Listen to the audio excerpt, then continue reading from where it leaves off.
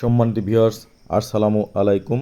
এক গাছে তিন তরকারি, তারই নাম আতাবাহারি। তেমনি একটি গাছ হচ্ছে কলা গাছ। কলা গাছের কলা, কলার কাণ্ড এবং মোচা বা থোড় গুণাগুণ সম্পর্কে আমরা জানব। তাহলে দেরি কেন, চলুন। কাঁচা কলা যাদের হজম শক্তি বৃদ্ধি করে, যাদের কোষ্ঠকাঠিন্য এবং হজমের সমস্যা রয়েছে, তারা কাঁচা কলা খেতে পারেন, তাতে ফাইবার রয়েছে। কাঁচা কলা শর্করা নিয়ন্ত্রণ করে থাকে, ভিটামিন 6 রক্তের গ্লুকোজ নিয়ন্ত্রণ করে এবং টাইপ 2 ডায়াবেটিস প্রতিরোধ করে থাকে। হাড়ের স্বাস্থ্য, পটাশিয়াম, ম্যাগনেসিয়াম, ভিটামিন 6 এবং ভিটামিন সি থাকার কারণে রক্তের অর্থাৎ হাড়ের পুরুত্ব বাড়ায় এবং অস্টিওপোরোসিসের ঝুঁকি কমায়। যারা রক্তচাপ নিয়ন্ত্রণ করে থাকে, এতে প্রচুর পটাশিয়াম থাকে, যা রক্তনালী এবং ধমনী গাত্রের চাপ কমিয়ে অর্থাৎ রক্তচাপ নিয়ন্ত্রণ করে থাকে। এবং কলার মোচা, এটা যাদের রক্ত স্বল্পতা রয়েছে তারা কলার মোচা খেতে পারেন, কারণ এতে প্রচুর পরিমাণ লৌহ থাকে।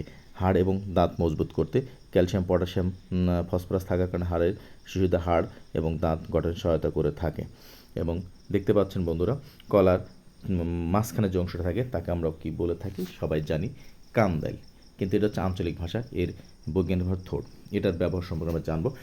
টক্সিন দূর করতে, দেহের ভিতরে যে বিষাক্ত টক্সিন রয়েছে সেটা দূর করতে আমরা এই কান্দাল ব্যবহার করতে পারি। অ্যাসিডিটি এবং গ্যাসের সমস্যা দূরকরণ করতে আমরা এই কান্দাল যদি শরবত করে প্রতিনিয়ত খাই, তাহলে আমাদের অ্যাসিডিটির সমস্যা দূর হবে।